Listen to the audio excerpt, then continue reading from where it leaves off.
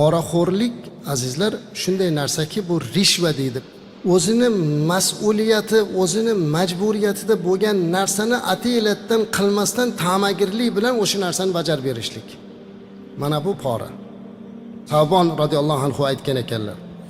La'ana Rasululloh sallallohu alayhi va sallam ar-roshiya wal murtashiya wal ra'isha, ya'ni allazi yamshi baynahuma degan ekanlar.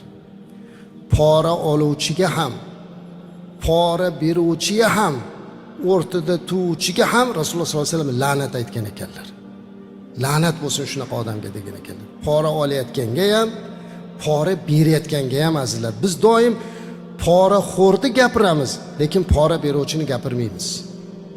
Ammo Rasulimiz alayhisalom aytayaptilar, pora olganga ham, pora berganga ham, o'rtada vositachilik qilib bergan o'rtakashga ham la'nat bo'lsin. Allohning la'nati bo'lsin.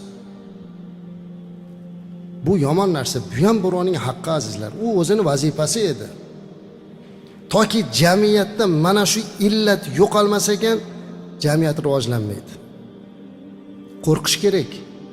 O'zini mas'uliyatli ishida ishlab turib, Alloh unga halol rizqini berib qo'yganini bila turib, shu ishini haromdan hal qilaman deyotgan bo'lsa, buni holiga voy. Kim bo'lishdan qat'iy nazar, mas'uliyatli vazifada ishlayapsizmi? Alloh sizga shuni beribdimi? Qiyomatda buni javobi bor. Bola chaqamizni halol boqaylik.